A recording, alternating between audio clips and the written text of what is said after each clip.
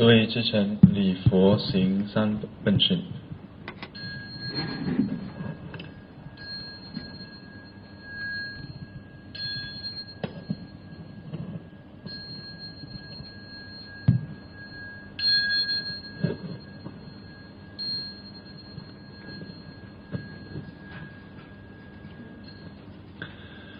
南无本师释迦牟尼佛，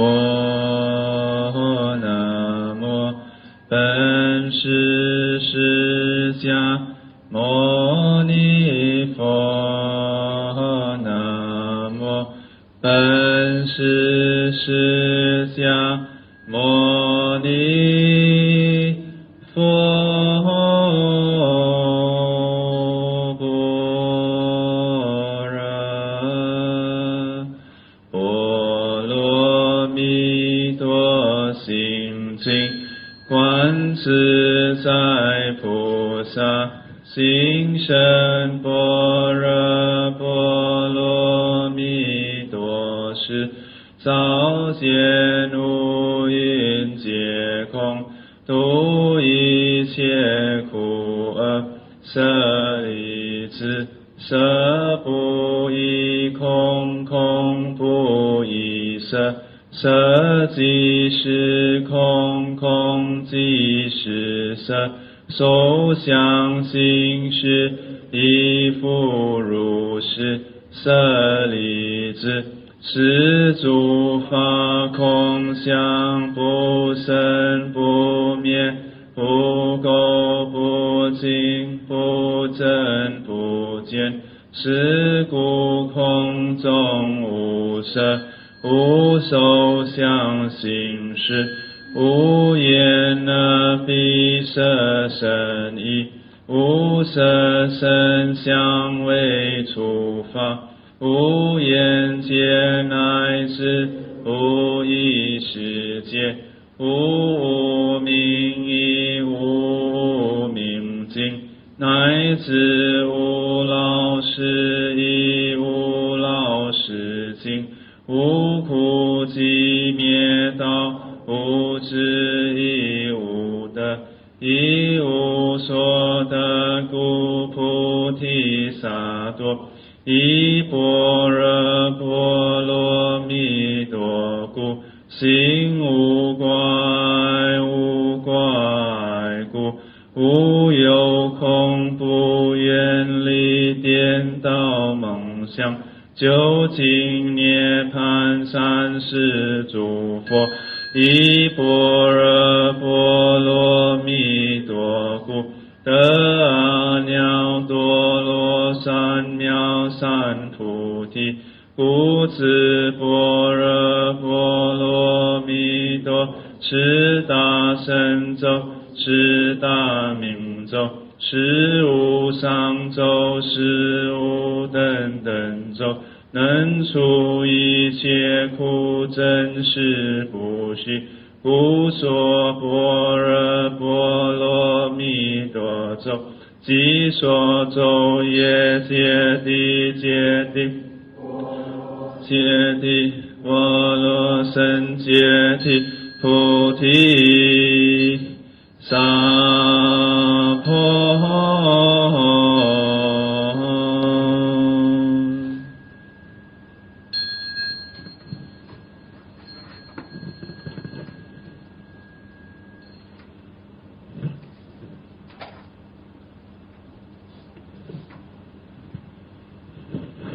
Let us pay our respects to the Venerables by making 3 bows. First bow, second bow, third bow. Please be seated.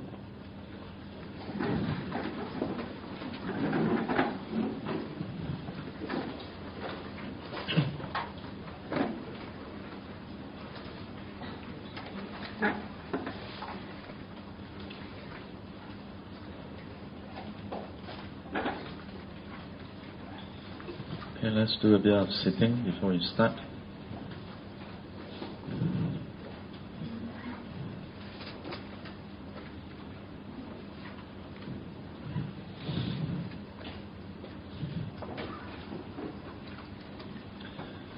Sit comfortably.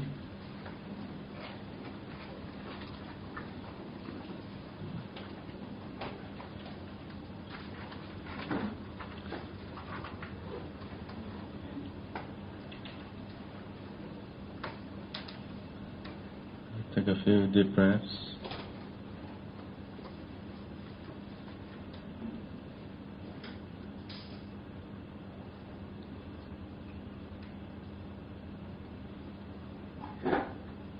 And relax the body.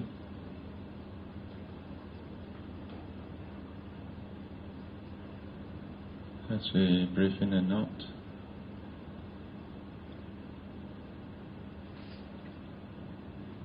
Allow the body to totally relax itself.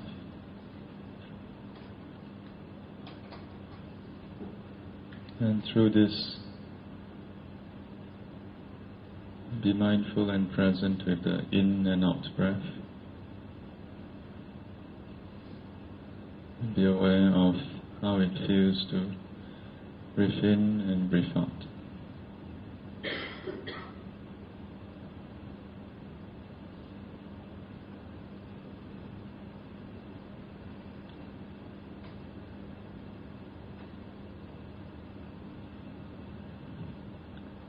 Just let the body and mind settle down.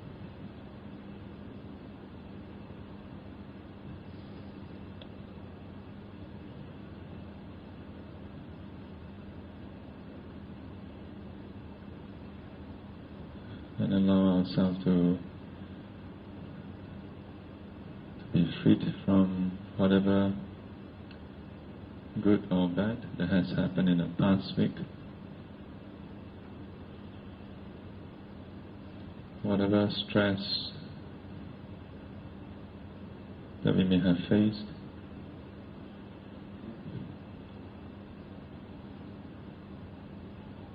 whatever difficult situations we have been in, as we breathe in and out, learn to see that distinction between now, at this point in time, and whatever difficult situations we have been in.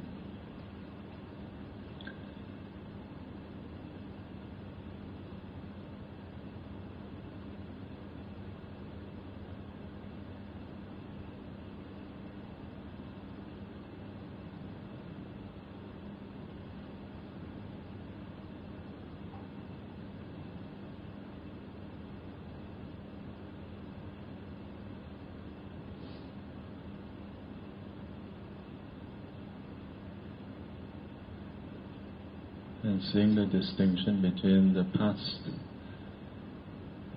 experience and the present.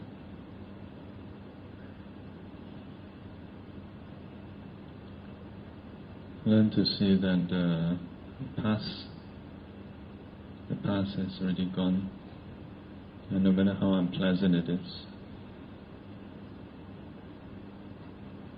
we don't deny that it has happened, but being in the past, then it is unreal in some ways. It's no longer happening in front of us at this point in time.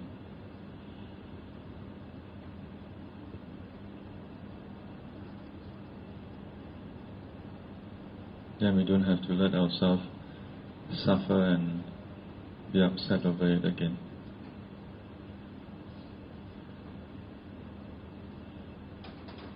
Then come back to the breath as we prepare for the class.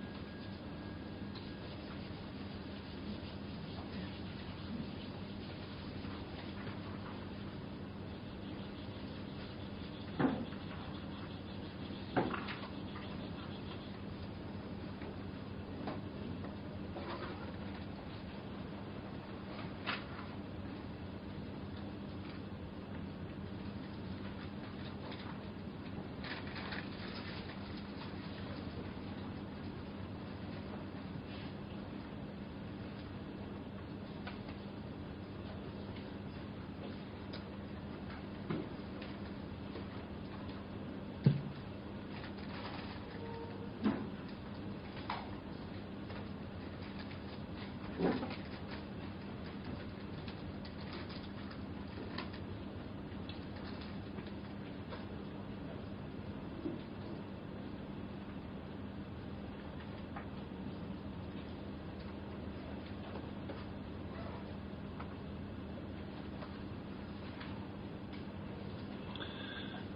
morning, brothers and sisters.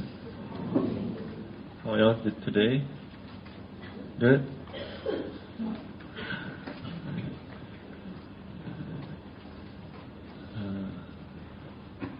Today is is it a 7th lesson? 7? Oh. Is it a 7? Okay. 8 already. 8th lesson. Oh. 7. Okay.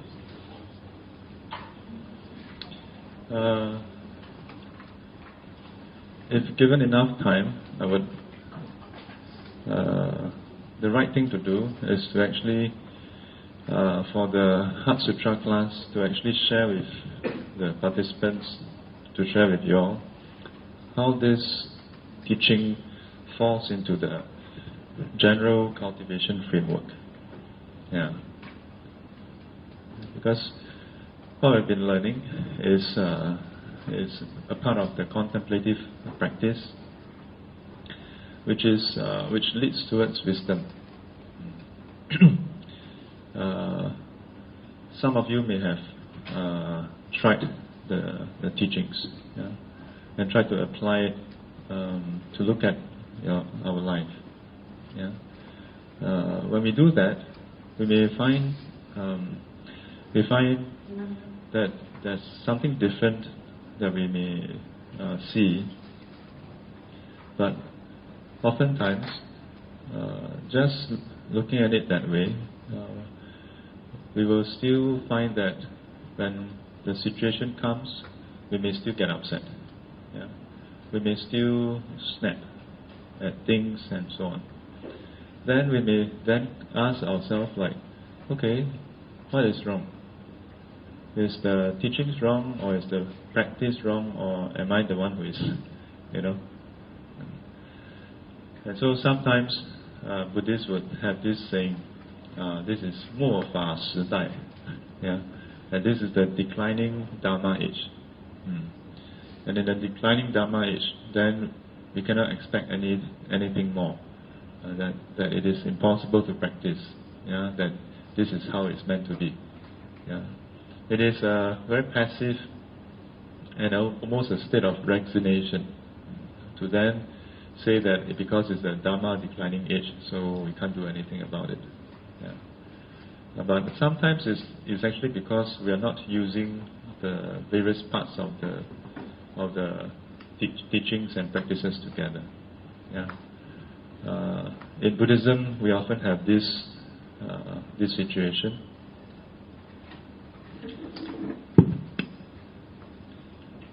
What is today's date? 28.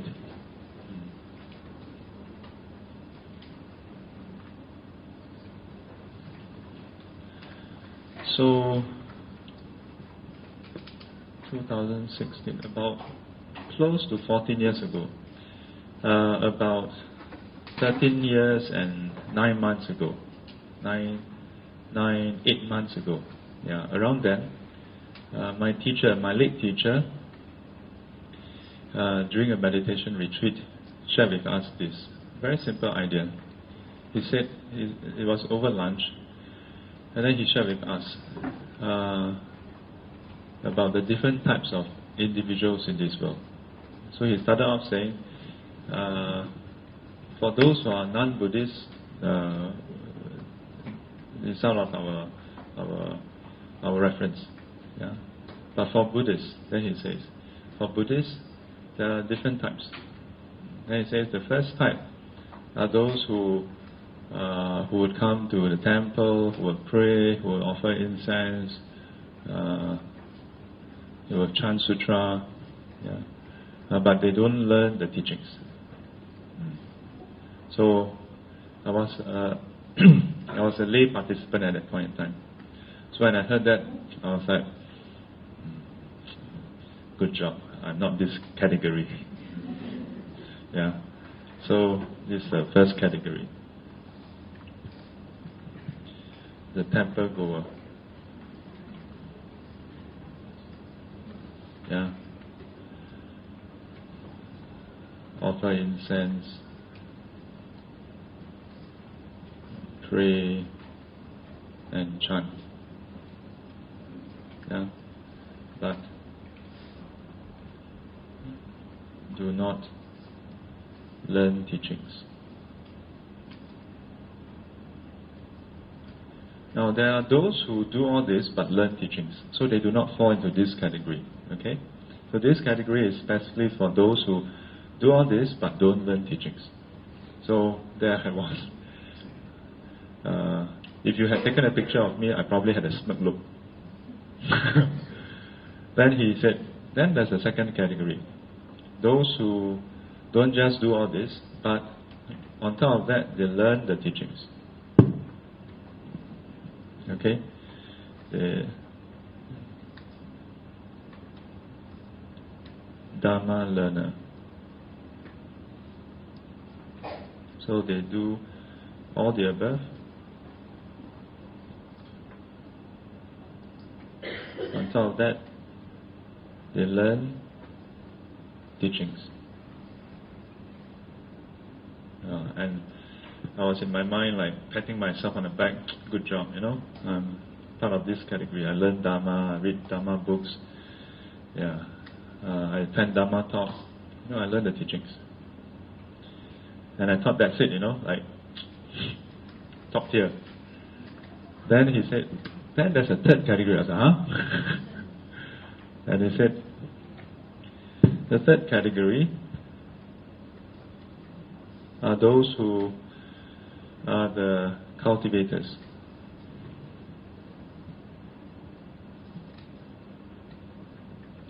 And they do the above. Maybe not naturally all the above, the offering incense and stuff like that. Yeah, but definitely they learn the teachings and they meditate.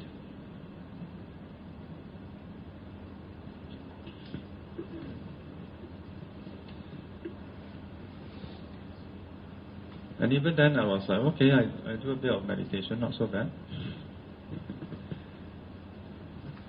Then he said,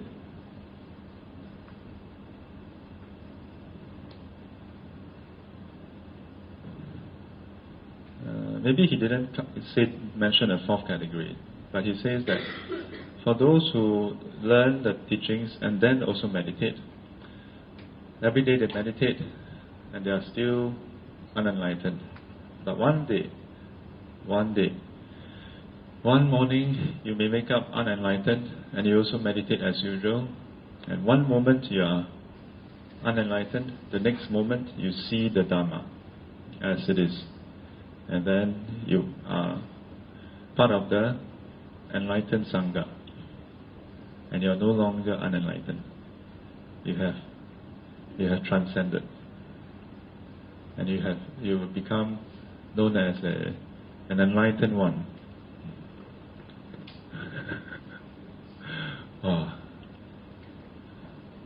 At that point in time, this was one of the. There were two things. There were many things he mentioned during that lunch, but this is one of the two things that really hit me. When he mentioned all this, at that point in time, I didn't really. I do meditate, but not as much as I should. Yeah, I really cried. Yeah, I broke down in tears because I was like, I'm still not enlightened. That's the distinction. I was not ordained yet, but I was thinking, that's the distinction. I just learned the Dharma, but I didn't meditate enough, so I'm not enlightened. I really broke down. Because after that, he went on to give us another part of the teachings, which is, he says, so what is the distinction between an enlightened and unenlightened one? He says, The unenlightened being, when he experienced this world, it is like having the eyelashes in the hand. The unenlightened being. The enlightened one experienced this world like the eyelash inside the eye. You know, sometimes your eyelash get into the eye. I mean, not into the eye, but between the eye and the socket, you know. How does it feel? Uncomfortable, painful even, yeah? It doesn't necessarily have to be severe pain, you know. But you can feel something there, like, no matter which way you look, you can feel something there. That's the distinction. Whereas for unenlightened being, it's like eyelash in your hand. You don't feel anything. You feel, okay. Together. And so some people over the years have always asked me, especially after they get to know me a bit better, they are very curious. Like, why would anyone choose to ordain, you know, in this day and age in Singapore? In fact, when I decided to ordain, this Tibetan Lama, who has been a monk for like 20 over years, he was very curious. Like, he asked my sister, why did your brother want to, you know? He says, and in his own words, he said, if any of the Tibetans had the conditions like I do in Singapore, they wouldn't ordain. That's what he said. And today we can see that happening, not just for Tibetans, but for many Southeast Asian countries. For the longest time, Southeast Asia has been the stronghold of Buddhism. The Sri Lanka, Myanmar, Thailand, and actually Cambodia as well, but because it's not open, so we're not aware. China as well. We have easily hundreds and thousands of monks in a monastery. But in recent years, there's a decline. Our Buddhist College of Singapore is like an attempt to stamp the erosion. You know how it's like in the beach they build a headway, the rock there, to stamp the erosion. Not sure whether it's too late. But you can see that happening in all the countries, the Southeast Asian countries. As a country develop, then there's lesser impetus for them to ordain. But I shared with my teacher this. I said, in my opinion, this is a part of the cycle. And to me, it's a positive cycle. Because this means that we are having lesser people come in for the wrong reason. We're having lesser people come into the Sangha, to the religion, out of poverty. And there'll be a point in time where the country developed to a state where material concern is no longer a concern, like in Singapore.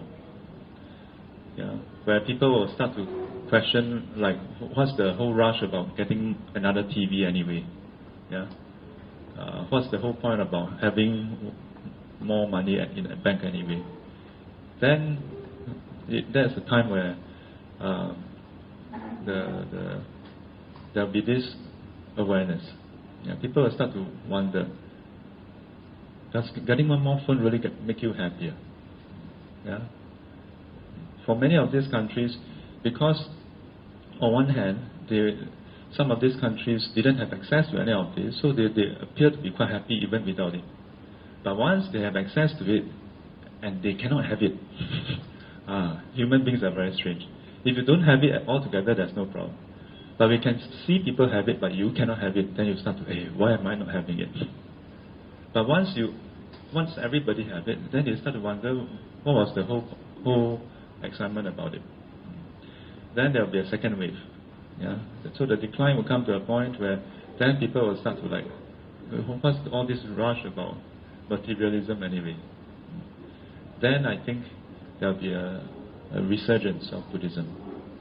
Similar to, in some ways, is also why Western Buddhists are taking interest in Eastern religion and philosophy, including Buddhism. Yeah.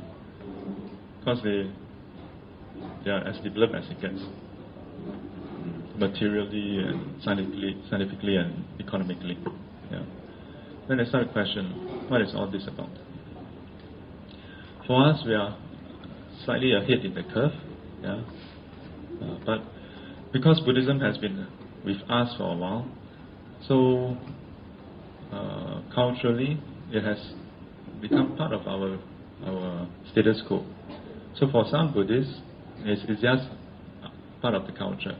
So there's no impetus to go and explore more. And so they're like, it's a big deal, you know. Then they explore other religions. Yeah. I think this is a natural cycle. But among these groups, I also observed this, that there are those who go to temple and pray, and they usually don't learn Dharma. There are those who learn Dharma, they may not do this also. Yeah. Oftentimes, I observe, okay, not 100%, but oftentimes those who learn teachings, sometimes they don't want to do chanting or prayers. Yeah. I have this thought because I was like that. Yeah. I was really not into prayers and chanting. I'm like, come on. Yeah. I'll tell my mom that, don't ask me to join you for prayers. Yeah. Because you guys don't even know what you're chanting about. But I would go for Dhamma talk. Then later I did some meditation. Yeah. But I also find that those who do meditation, oftentimes, they will just rely on one or two sutra or the specific teachings of that meditation master. Yeah. And if you were to cite the Buddha's teaching to highlight certain things, they may just brush it off as theoretical knowledge, even though it's from the Buddha. Yeah, it's quite amazing. Yeah, so I see this very interesting dichotomy here, where these three groups don't always merge. Don't always merge. The first group is predominantly devotional. The second group is, in some ways, intellectual.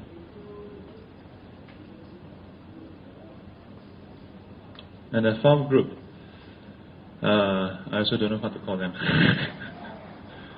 What should we call them? They're not devotional, they are not intellectual, they are practitioner. What do you call them? They practice, or yeah. Let's just call them X.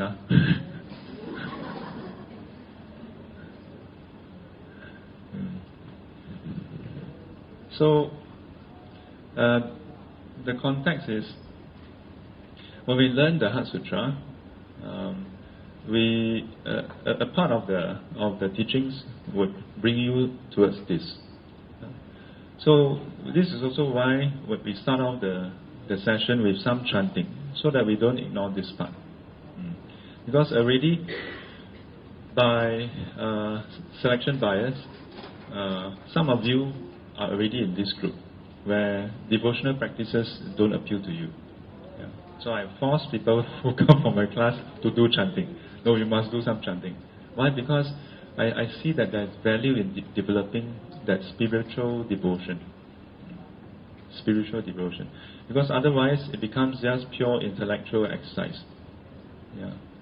And when it's like that, oftentimes, not always, oftentimes, it doesn't translate to a change in your daily life.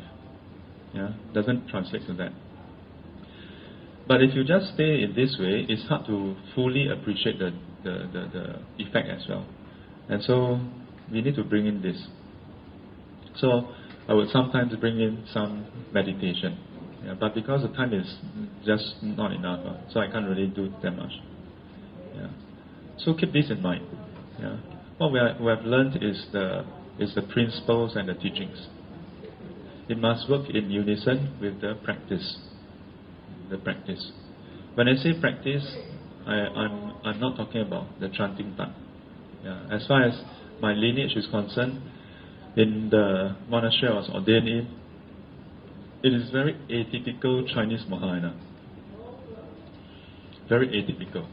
Yeah. My mom asked me, of all the places, why did you choose to go and ordain in a monastery in US? Yeah. She's like, it's not as though there's no monastery in Singapore, you know. Yeah, and it's not as though I've not been to many monasteries in Singapore. I've been to many. Yeah. But the distinction is, in the lineage I was ordained in, the emphasis is never on chanting. There are only two things my teacher require anyone who wants to come to the monastery to train. You must want to learn the teachings and meditate. These are the two things he demands. You have no choice in it. Yeah. Cultivation is not about democracy. Yeah. Some people are, I thought Buddhism is based on democratic principles. I said, no. It's like going to a gym. The instructor knows better, so you better follow his instruction. Yeah. Or if you go to the pool to learn swimming, you want to have a debate with the instructor, you're going to drown, you know. Yeah. So no. Yeah. So keep this in mind. Yeah. Keep this in mind. Yeah, but for the purpose of the 10-week class, our focus is mainly here. Okay. Mainly here. So where did we stop the last time?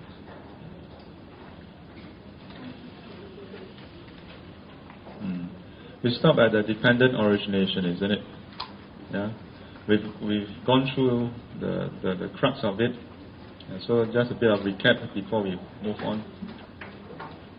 Some of you have submitted your chart. Yeah, please do them up. So this is the thing that we went through the last time.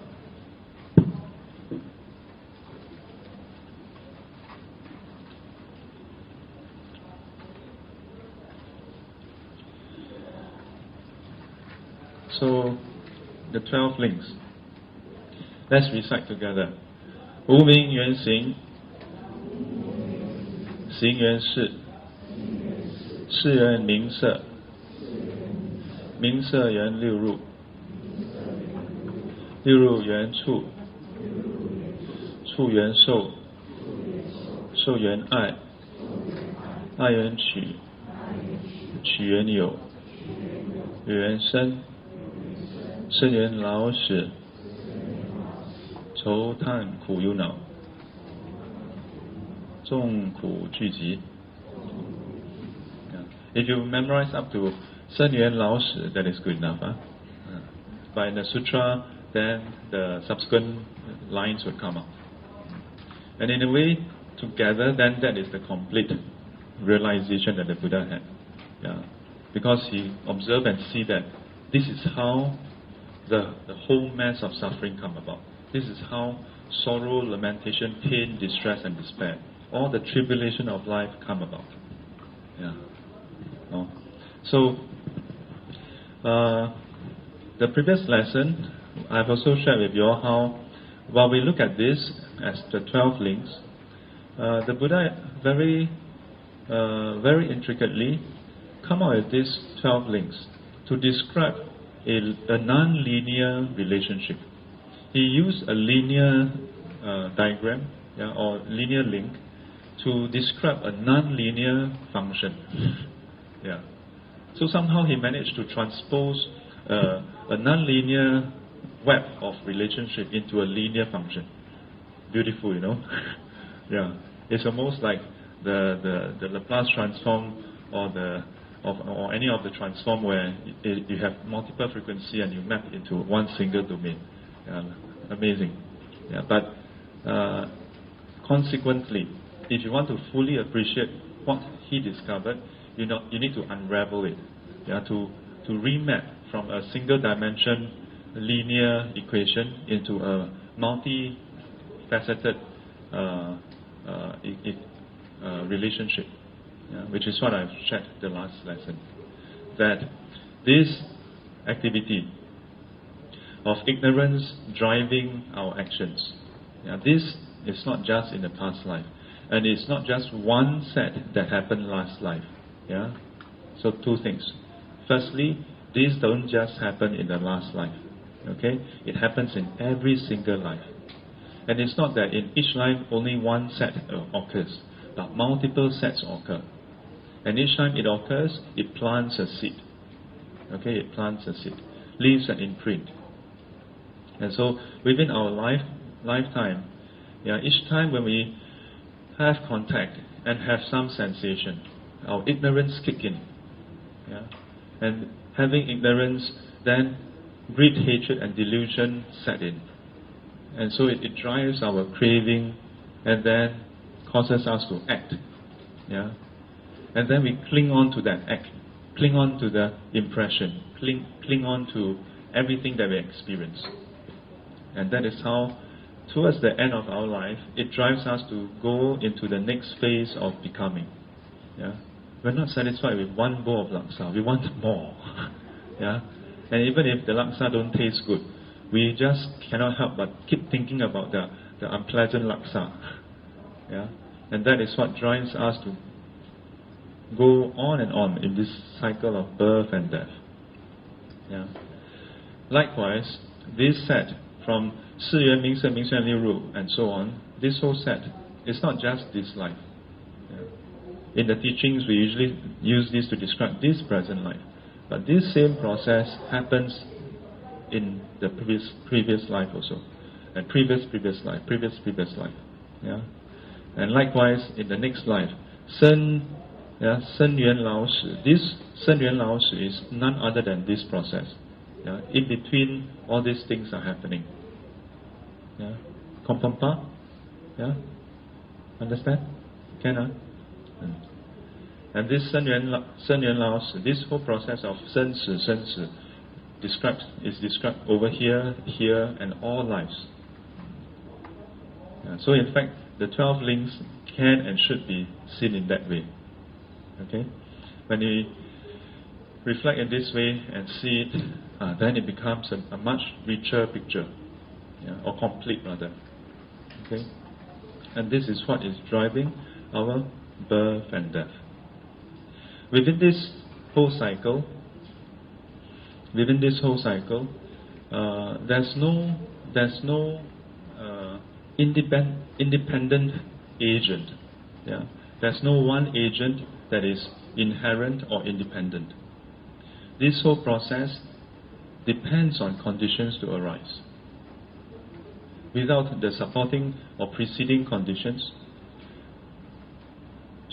contact requires the six sense bases to arise. But this is a primary condition, okay, that is part of who we are, but it is not the only condition as well. Without the six sense bases, there's no contact. But not just that, without sense object, there's no contact also. Isn't it?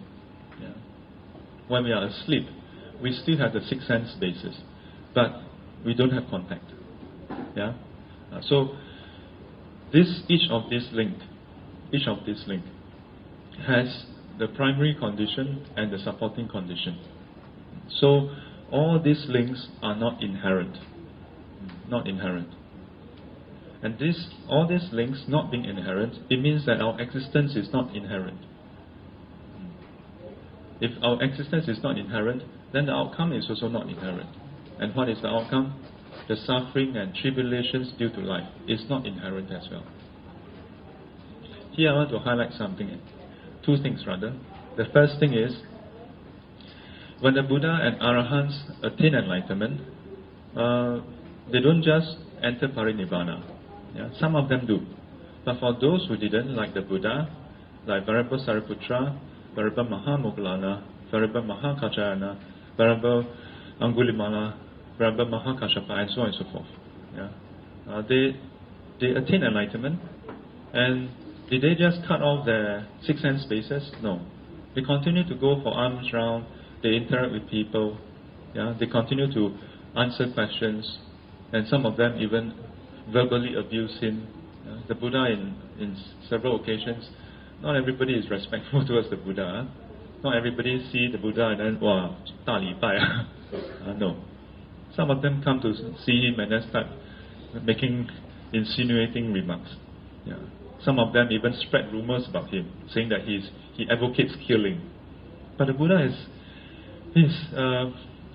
in a way, it's a pity. The more we read the sutra, then you really feel like it's a pity that we are not born in the time where he exists. Yeah.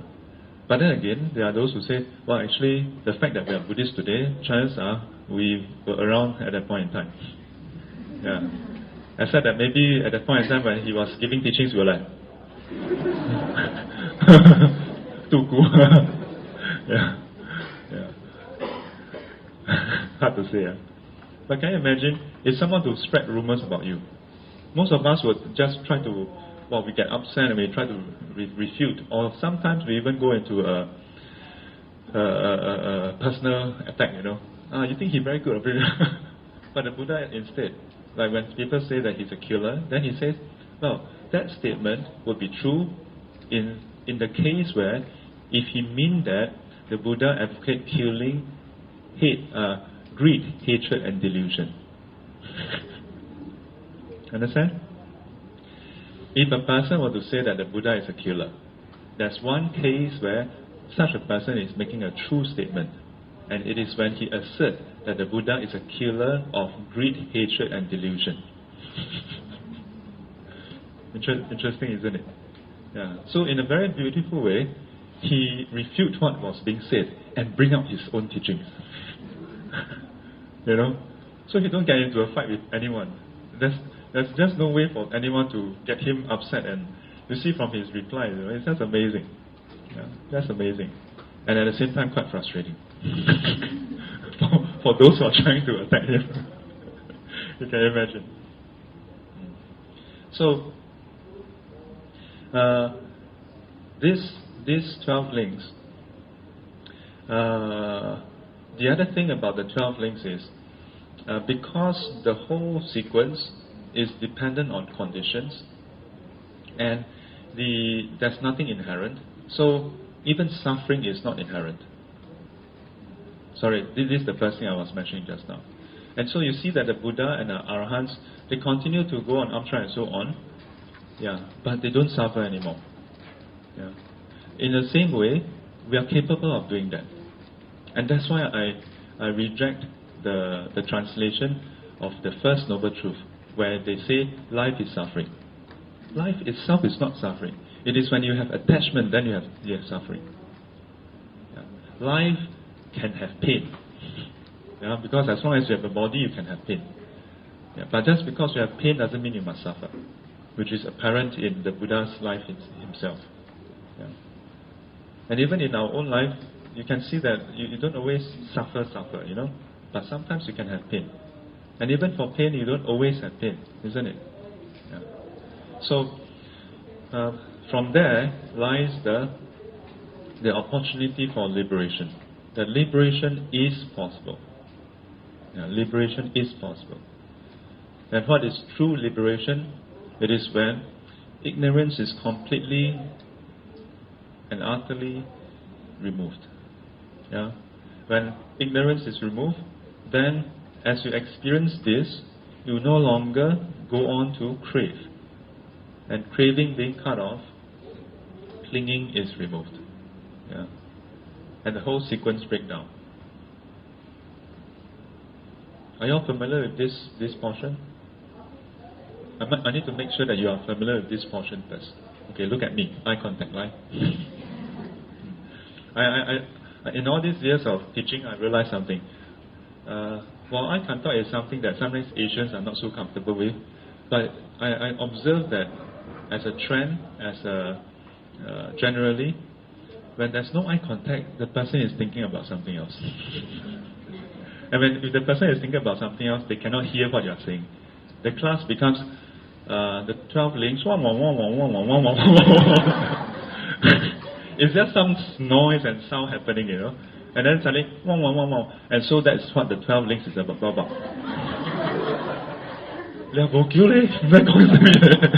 It's because the mind has drifted off already. So eye contact, right? Okay, eye contact. So because of that,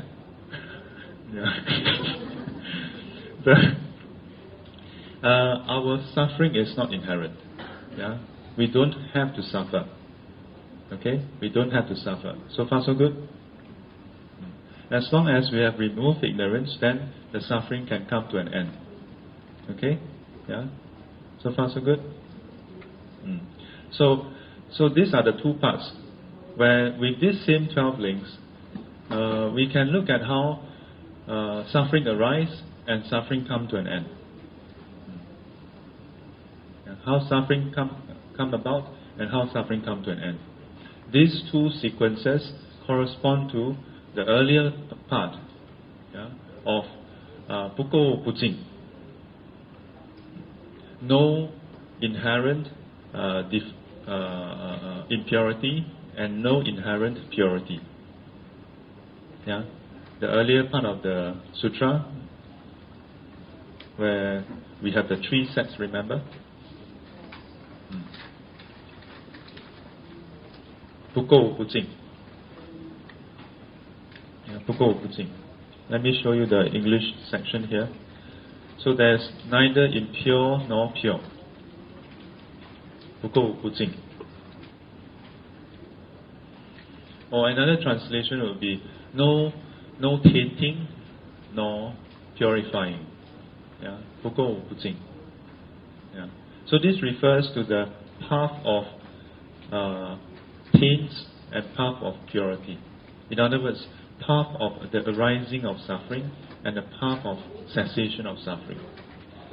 Here it is saying that these two paths is also dependent arising. Yeah. And because it's dependent arising, so it is because of conditions that we suffer. And precisely because it depends on conditions for suffering to arise, so the suffering is not inherent in our life. So this is very beautiful, isn't it? The Buddha recognizes that there's suffering, that we do suffer. He don't gloss over and say, no lah, no. He says, there is suffering. But you must observe and see, know your suffering properly. Yeah? For us, for unenlightened ones, we tend to externalize the suffering, or the cause of suffering. To say that it's because of this person I suffer, because of that I suffer, because of all these things that I suffer. Yeah? We don't see the true set of conditions that lead to suffering. And that is why our attempts to remove suffering only give us partial, temporary reprieve. Because we are just removing the supporting condition. The root condition is not. The root condition is still there. When we have a conflict with a person, we cannot deny, and we do not deny or ignore the fact that that person was part of the condition. Yeah? But if we simply then impute all our suffering to that person, then the right thing to do with that mindset is remove that person. But removing that person only gives us temporary reprieve. Because the real reason on our side is not removed. Because of our own defilements. Then we have a conflict. Yeah? Yes, that person can be annoying. But the annoyance comes because of the combination of these two factors. By removing that part, it seems to be okay already. But you'll notice that whether yourself or people around you, there are those who will always be complaining about things. Yeah? And if it comes to work, then they may complain, change department, then okay for a while, then complain again. 换汤不换药. Yeah? Or they can change jobs. But they don't see that the problem lies with them. And if the problem lies with them, it is like wearing a dirty set of glasses. And then you keep on thinking that the whole place is dirty. And no matter how you change, after a while you notice the dirt again. And then you are not satisfied again. Yeah. So the Buddha's approach is, no, see clearly, it is the glasses that is dirty. Clean it up. Once you clean it up, you see everything as it is. No problem. Yeah, no problem. So from this sequence, this links to the neither impure nor pure. Yeah. And here we go beyond just the worldly things, but to the teachings itself. Yeah, the teachings that the Buddha highlighted, how our suffering arises and how our suffering ceases. And that there's no inherentness in both as well.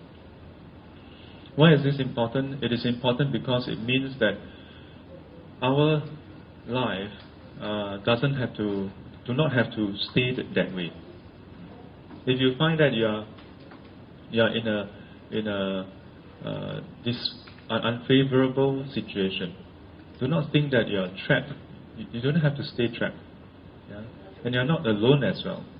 Yeah? There are a lot of friends around you who can offer assistance. And if not, you can always come to Shifu. Give you a good scolding. Yeah. Over the years, many students have come to seek counsel. In many ways, it's a two-way process. It's a two-way process. I'm not saying this to appear humble. I'm not a humble person. I claim full credit for everything. Yeah, this is my little joke about claiming credit for everything.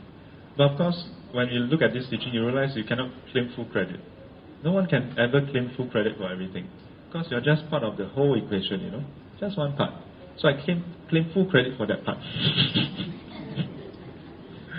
Yeah.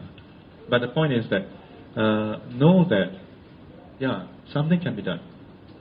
We don't have to suffer in silence. Now do we have to blame the whole world for it? Don't have to. We can change. The other thing I want to highlight is, because our existence depends on conditions, and there's no single agent that is unique, and independent throughout. And from there lies the teaching of no self. Yes. Yes.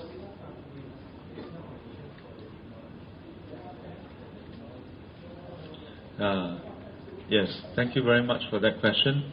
The answer lies in page, let me see, where did I put it? Page 16. Page 16. If you turn to page 16,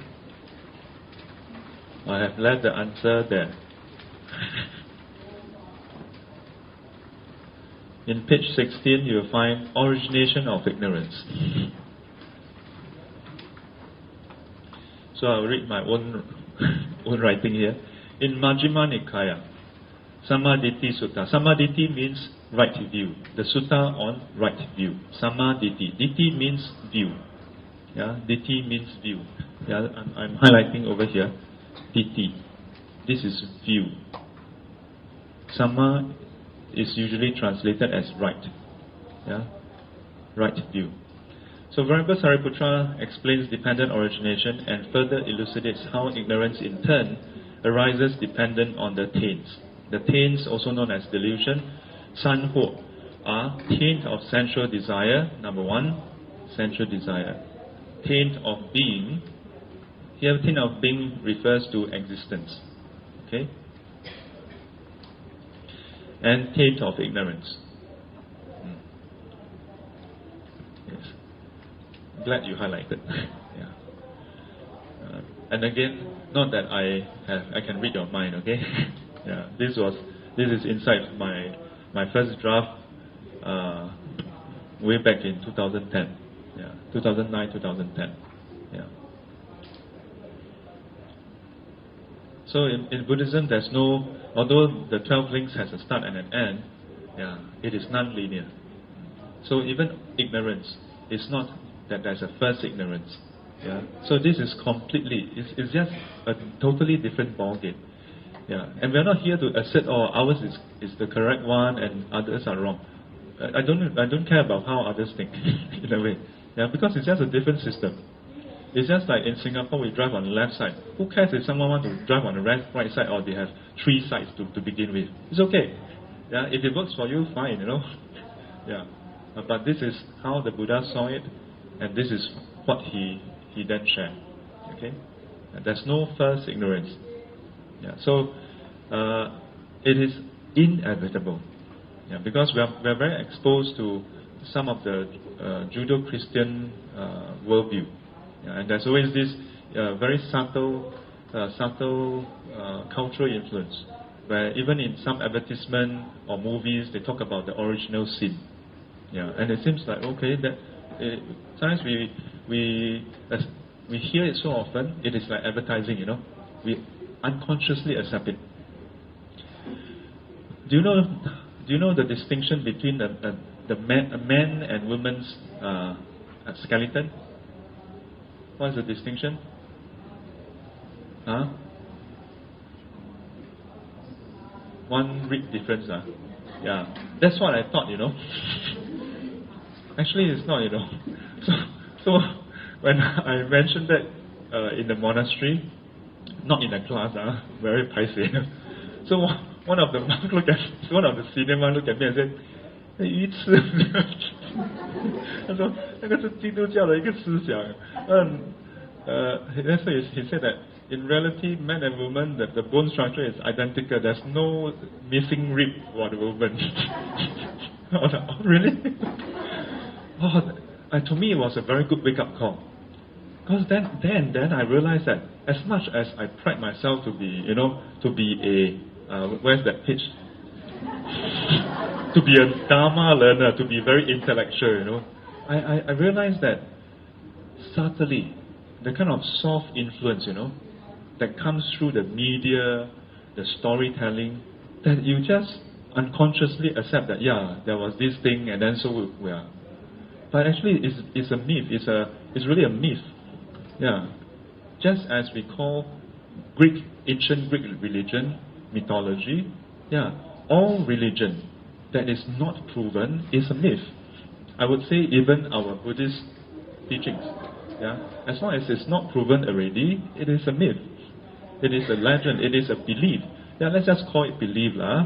So you can say that the Greeks has the belief that there was Zeus, and then there's the Nordic countries, they believe that there's Odin who killed the ice monsters and stuff like that, ice giants. Yeah, it's a belief. Just as there are those who have the belief that Nuwa created the world, there are those who believe that Brahma created the world, and so on. Yeah. In Buddhism, there are certain parts that is, until proven to yourself, is a belief. Yeah. Is there heavenly realms? Is there heavenly realms? You have to admit that it is a belief, Isn't it? Because until you meditate to the state where you can see and you in your concentration and you see that, the whole expanse of the universe, and you see that, yeah, there are far away world where there is this and that. Until then, it is really just a belief. But there are certain parts. The unique thing about Buddhism is enlightenment doesn't hinge on that being true. That is the very key thing. Enlightenment doesn't hinge on there being another world out there to be true. Enlightenment hinge on one simple thing. Where is that slide? Have I done the equation for you all? Huh? No. Alamak. Not serious. I haven't drawn the S equals to KC plus B equation for you. My goodness, huh? At the beginning, right? I think I did, right? Where is it, How come it's not inside my notes? S equals to KC plus B. Or is it in another class? Sometimes when I have concurrent classes, then I get mixed up. Then I end up teaching the same thing to the same group and nothing to the other groups. I think you're on the not the empty group. Okay, never mind. Let me redraw very quickly. So, if suffering is S and the cause of suffering is C or craving, then the relationship is S equals to KC plus B, where K is a non-zero, where K is non-zero and is greater than 0, or where K is greater than 0, and B equals to 0, and C itself depends. If you draw this curve, then it basically translates to this. The gradient here, gradient equals to K. In a way, the gradient, K is a constant. I would say that K relates to our environmental factors. So if you have more merit, then K value is lower. So with the same amount of craving, you may suffer lesser. But it's non-zero. Okay? If you're in hell, doesn't matter whether you have craving, your suffering is a lot. So this is suffering, this is your craving or the cause of suffering. So the Buddha is here 0.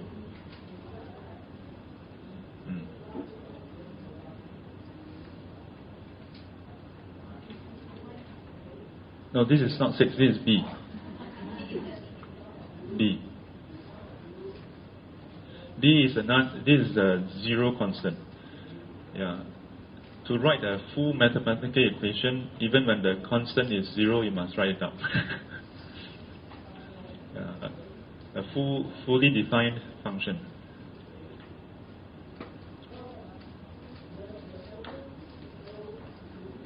So if the Buddha was born in... Can you understand? But the Buddha wasn't born in Greek. If he was born in Greek, ancient Greek, he would have write it down in this way. Then we don't have to read so much. Because the gist of the Four Noble Truths is basically this. The first 3 Noble Truths can simply be described with this equation. Suffering arises because there is a non-constant K multiplied by craving C. The more craving you have, the more suffering you have. If you can reduce craving to 0, then you don't suffer anymore. But what we want is, we want to reduce suffering, but don't want to reduce craving. And that's why the Buddha said that is an impossibility. And this equation is still hold true whether or not there is some special world out there. And that's the key distinction. Because this is the core equation that describes the relationship between our suffering and its causes. And this part is the truth, the part that don't require to have belief. And this is the same part which when I describe to non-Buddhists, they readily accept it. Until they see that it is a Buddha's teaching, then So we have to realize this. This is something very important to realize. In all religion there is belief.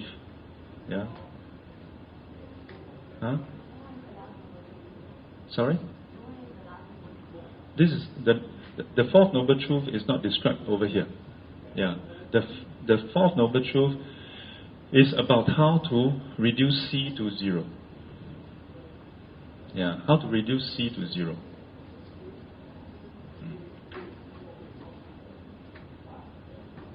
So you could say that C equals to J, K, L, M, X multiplied by D minus, let's say,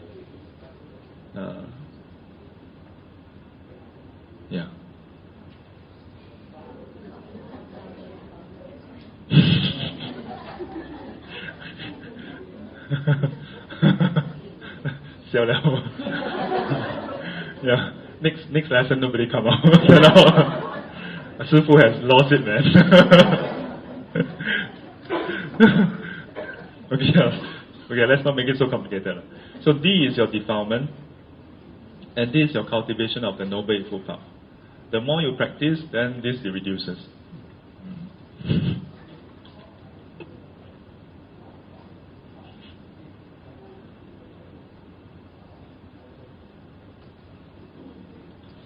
So for unenlightened beings, we don't practice this, so our craving remains seemingly remain like a constant. And that's why our perpetual state of suffering seems to be our lot in life. That life is just like that, we have to suffer. Yeah. Then the Buddha come in and say, no, take a closer look. There's a missing component. Yeah. As long as you start to practice, your defilement can reduce. Yeah. It can reduce. Huh? B. Where's B? B is just a zero constant. Oh, it's just part of mathematics.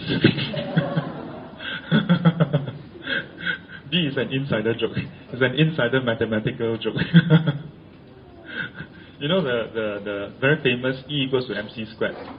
I saw these few short documentaries, and they said, and the scientists actually say, it's actually a simplified equation. The full equation has another part, which in our normal observation always equals to zero. And that's why it's cancelled out. But the full equation is a bit more complex, like way more complex. Yeah. But we usually just see E equals MC squared, wow, like, then something like that. But the full equation has a lot of other parts. But that is always equals to zero under our observable space. Yeah.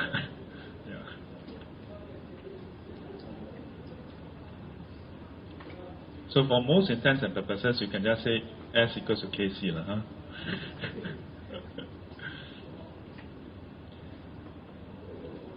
Yeah, so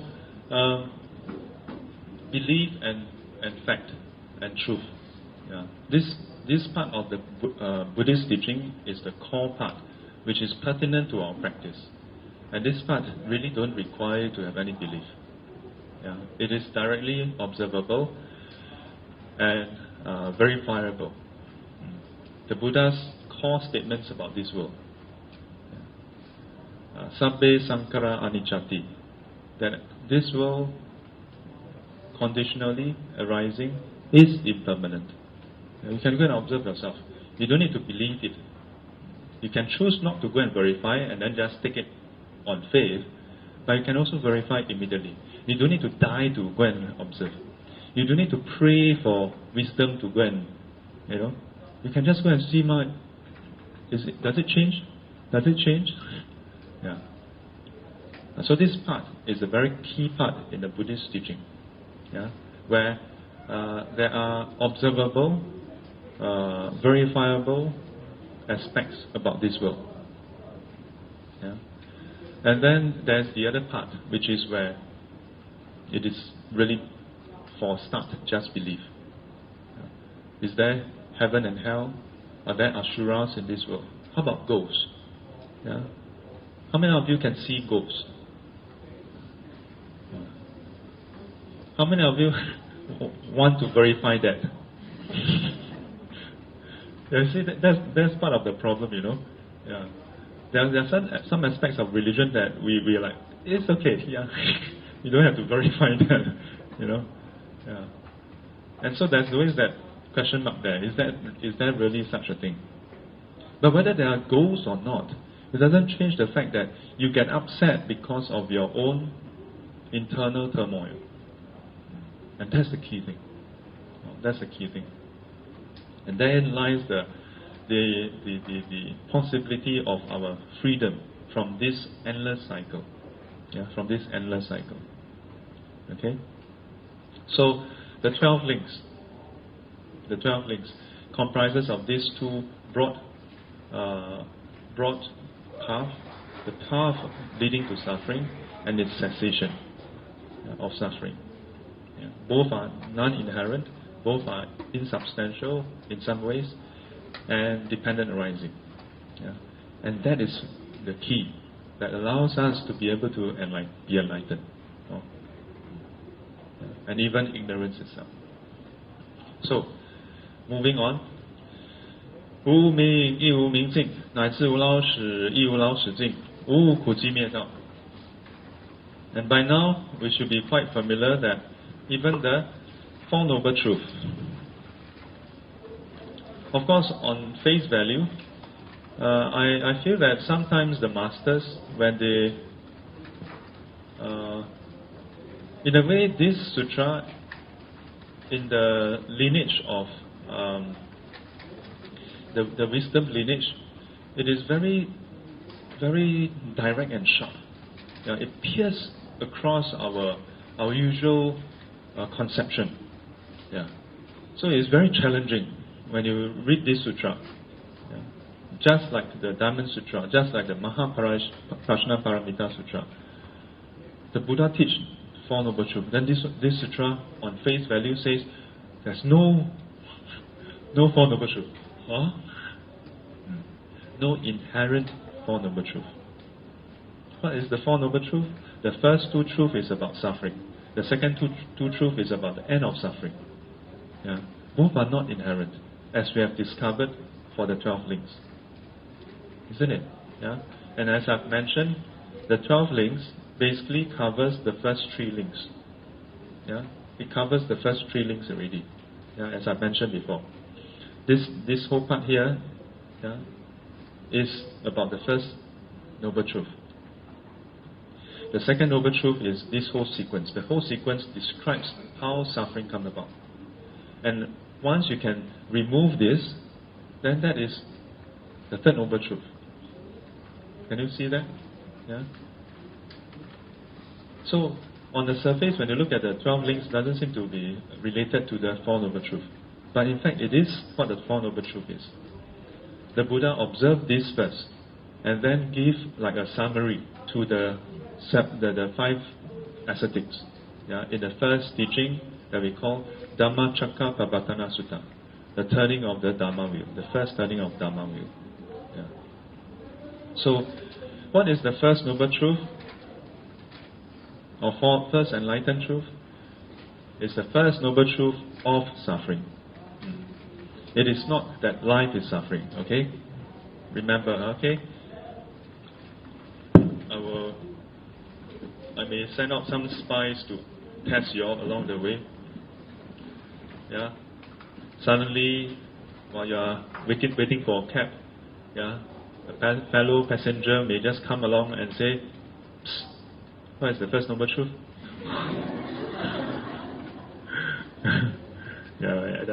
In the MRT, then suddenly the auntie next to you or uncle next to you, 小姐, First Noble Truth 是什么啊?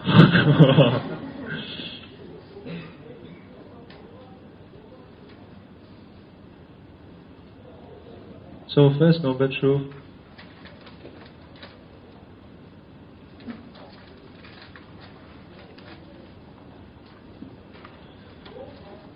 of suffering. The wrong translation, life is suffering.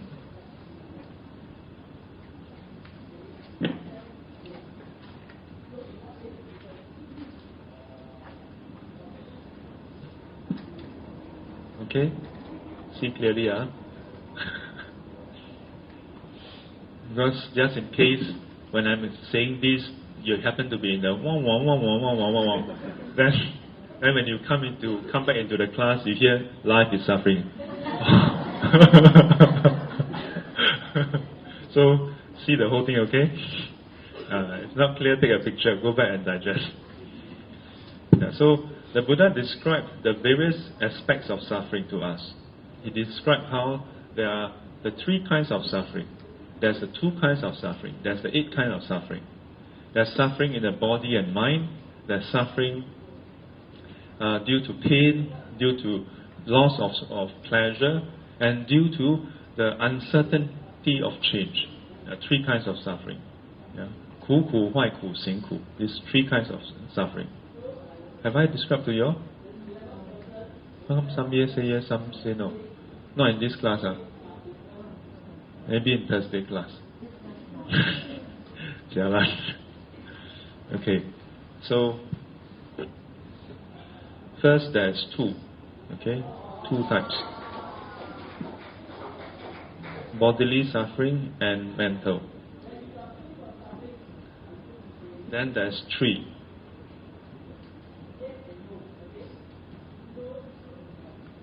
Ku. Huai ku. Let me see, how do I write the huai?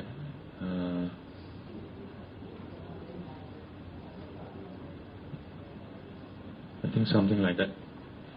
This is very cheap one. Okay, I write for you the.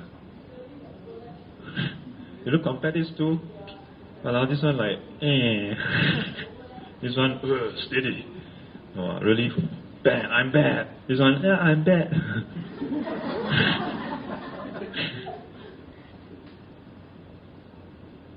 Xinghu. So this 3 is actually related. This is the 3 kinds of suffering, okay? 3种苦.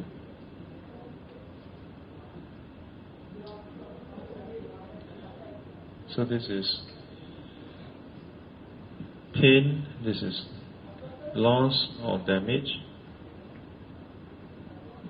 and this is the uncertainty of change.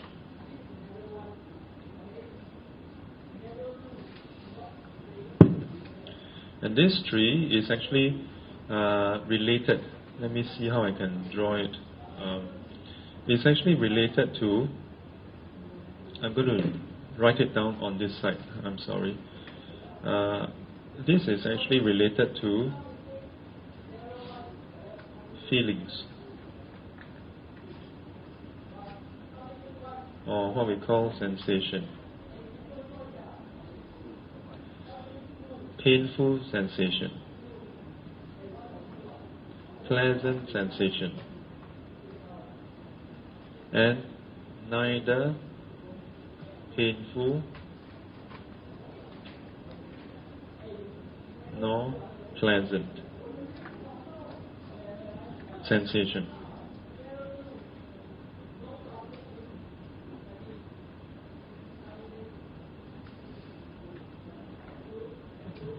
All right. With painful sensation, we can quite readily experience it as suffering. Yeah. With pleasant sensation, on the surface you don't suffer, but when you lose it, you suffer. To what extent do you suffer due to the second one? To the extent that you are attached to it, to the extent that you like it. The more you like it, the more you suffer. Yeah. So the third type is those sensations that is not bad enough to be called painful, not good enough to be called pleasant. So it's neither painful nor pleasant. And for this type, we're usually quite oblivious of it. We don't really feel anything about it because it doesn't capture our attention. But in that case, why do we suffer over it? Because it is inconstant also.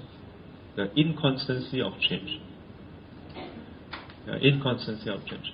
This actually occurs for the first 2 also. But in the first 2 cases, painful sensation masks over it.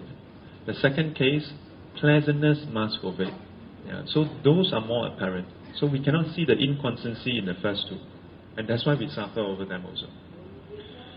Because of that, I'll come back to this in a while to explain further. But because of this, then towards painful sensation, it tends to lead towards aversion, dislike, displeasure, and then even anger, and if unchecked, even hatred.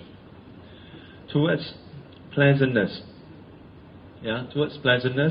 we would tend to have delight. We tend to have desire and even craving.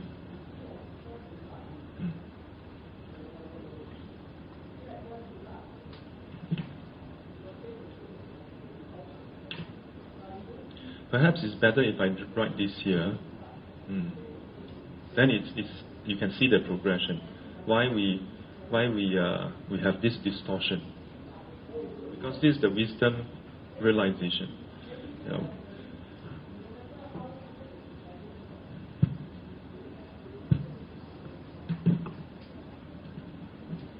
Let me just finish this part first. And then for neither painful nor unpleasantness, we are oblivious towards it. Yeah. And from that oblivion, we develop ignorance. Okay, let me rewrite this part to be clearer.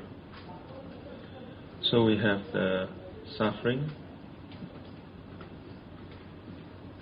versus the, let me see here, suffering, and then we have the sensation,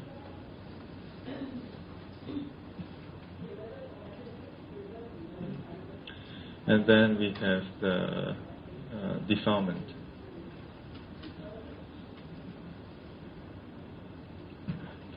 So we have this, which is the soul. This is the ku. And this is the, what we would call hu. Yeah? Or 烦恼.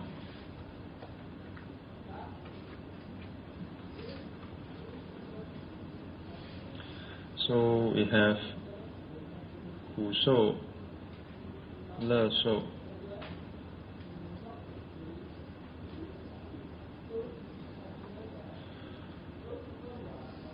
不苦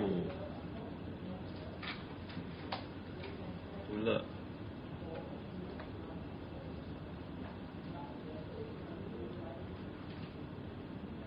So we have pleasant, unpleasant,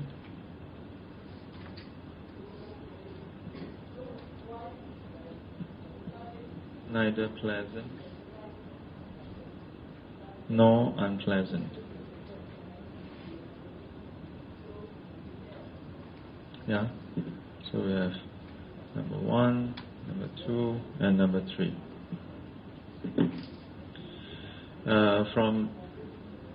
So then we have suffering, which is 苦受, 苦苦, we have 坏苦, and we have 行苦.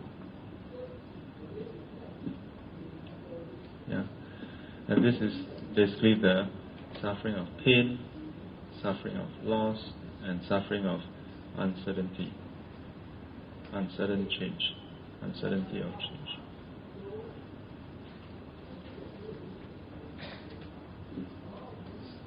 Yes.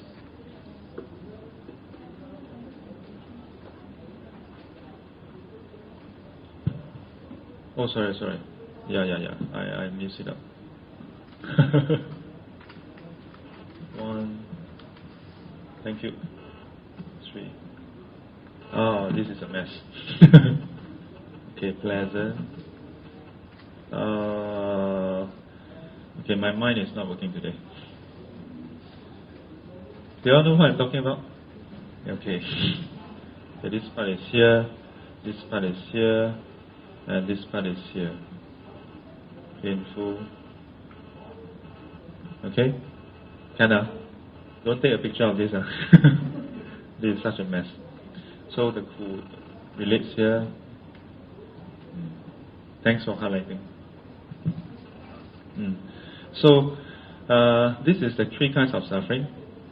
Suffering of pain, suffering of loss, suffering of this uncertainty of change. These 3 correspond to the 3 kinds of feelings. The 3 kinds of feeling, which is painful feeling, pleasant feeling, and neither painful nor pleasant. Okay? Yeah, neither painful nor pleasant. So, how does this work? Painful experiences is clear enough. Yeah, we experience pain. Wow, you're really taking this picture. It's in a mess, you know. Okay, you all can take, but you must listen to what I'm explaining. Otherwise, later when you go back, you will like, what is this about? So, when you have painful experiences, we experience it and we call it suffering.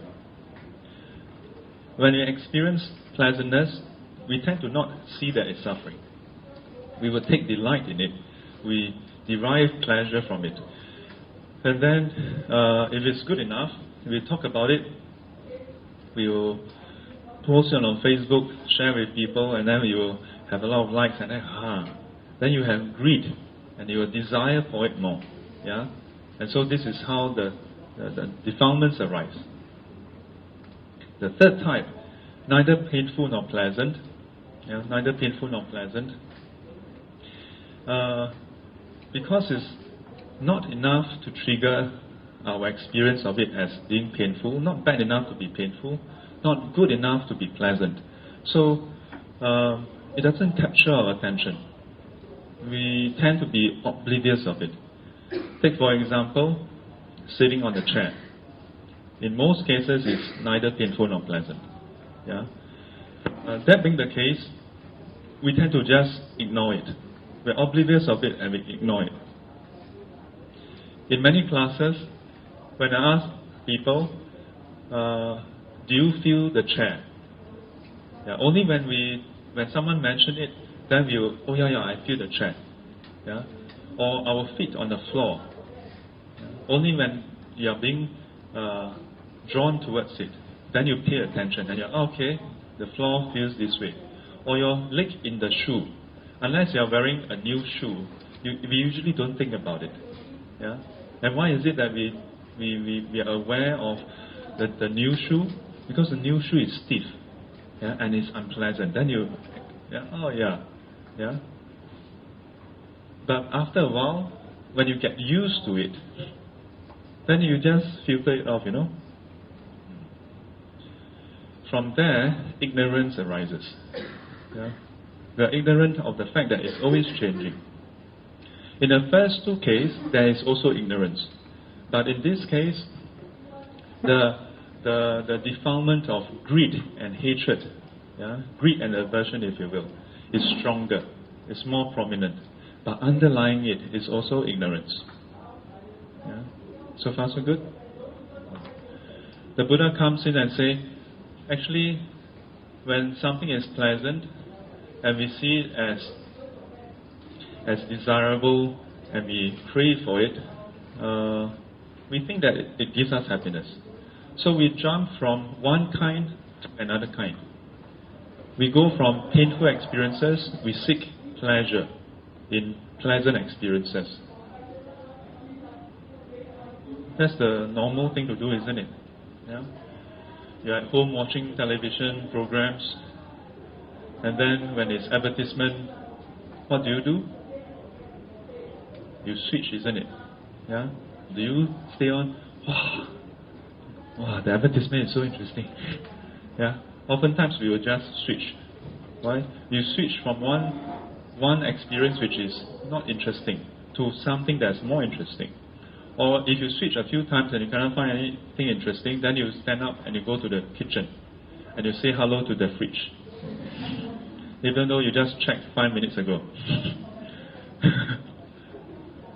We're always switching between one experience to the other, hoping to find something that is more pleasant or less suffering. So far so good. And there's nothing wrong with doing that. In fact, cultivation is about that.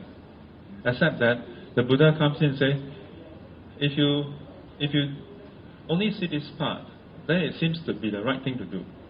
So the Buddha comes in and says, actually, these three is not what it seems. There are really three types of different suffering. The first type is apparent because it's painful. The second type is not apparent, but it is still linked to suffering. The second type, which is pleasantness. The pleasant experience, unless you can see it correctly or you relate to it properly, otherwise the tendency is when you have a pleasant experience, unwittingly we tend to grasp. Yeah, we tend to grasp onto it, become attached to it. We become hinge on it.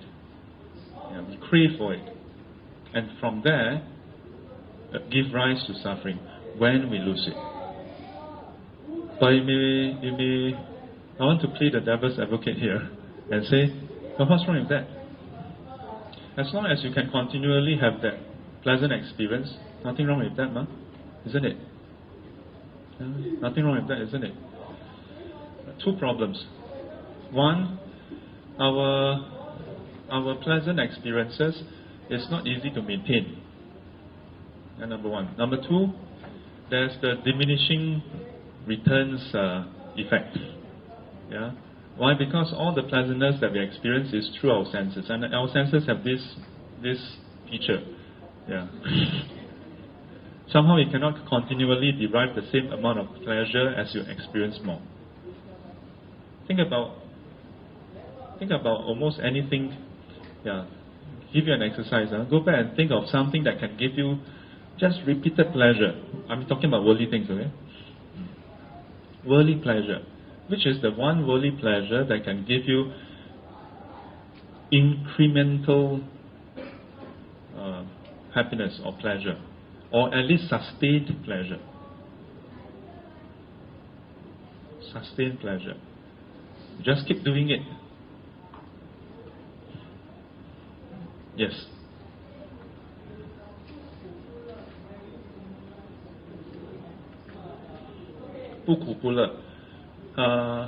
When we attain enlightenment, the enlightened ones experience yeah, but for different reasons. For us, we experience because we don't see it correctly. They experience because they see it correctly. Yeah. For us, we are just oblivious of it. Slightly different experience. What we usually see as so attractive, they are equanimous towards it. Equanimous towards it. So this is from body and mental suffering. We come down to the three kinds of suffering. Yeah. And then from the three kinds of suffering, there's also the 8 kinds of suffering. Many times in Dhamma classes, in Buddhist classes, we start off with the 4 Noble Truths. You notice that the Heart Sutra don't immediately start off with the 4 Noble Truths. Yeah. For many Buddhist classes, we start off with the first lesson on the 4 Noble Truths. Yeah. And then the best thing is, then some life is suffering. Second lesson, how the class is gone.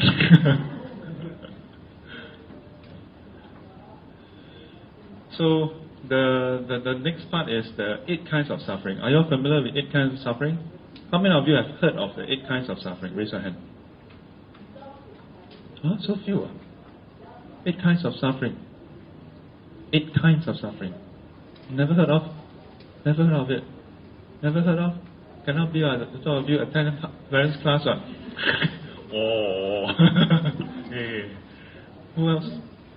Wait, raise your hand again. 8 kinds of suffering. Raise high, don't be shy. Okay. The rest never heard of. How many of you are... Okay, I was about to ask your age. Those who are late 30s or up to mid-late 40s, you should have attended RK, religious knowledge, in the 80s when we were in secondary school. Yeah? If you had taken Buddhist studies,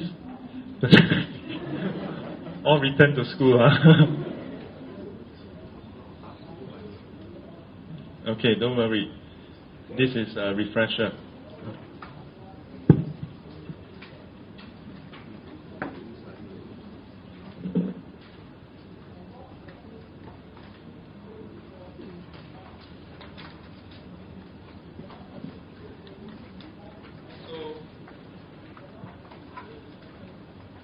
In fact, the 8 kinds of suffering is linked to the 12 links again.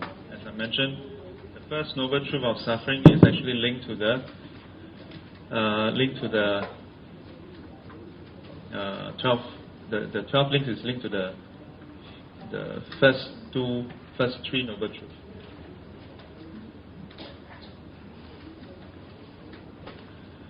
So we have birth, aging, sickness, and death. Yeah? Birth, aging, sickness, and death. You see the link? Yeah. So this is under the 8 kinds of suffering. 8 types of suffering.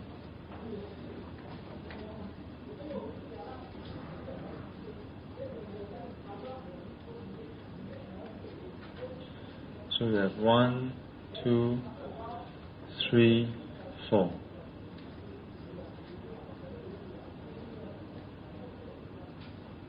Yeah, I'm surprised, huh?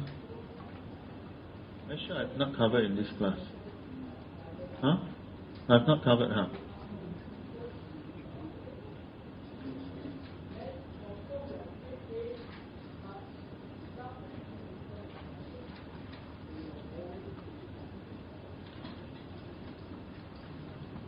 Have you all finished copying?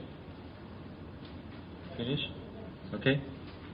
So, 生老病死，生老病死苦。Then, 爱别离苦 separation.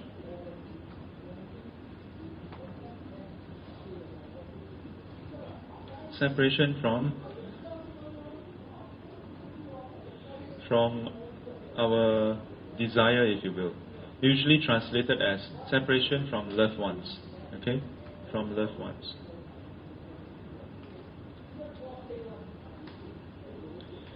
Yuan zhen hui ku, contact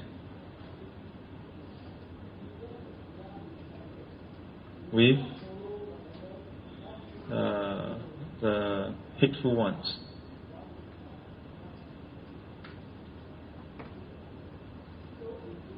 Or unpleasantness. So in the sutra, the Buddha don't just list them down, but he would describe the correlation, and he says there are those who don't want to be born, and they are born. Yeah. There are those who don't want to grow old, but they grow old. There are those who do not want to fall sick, they fall sick. There are those who do not want to die, they die. There are those who do not want to be separated from loved ones, they are separated. There are those who do not want to be in contact with hateful ones, they are in contact. Yeah. And because of all this, people suffer. And so, not getting what one wants, one suffers. And that is number 7. So in a way, number 7 is like a summary of the first 6.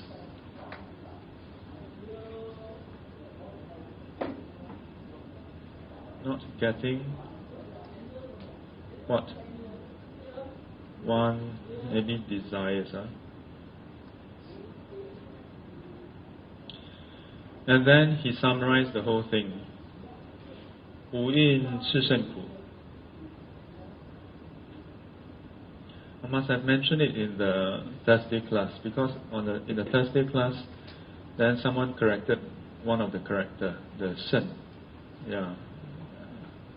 So it must have been in the other class. The 5 clinging aggregates.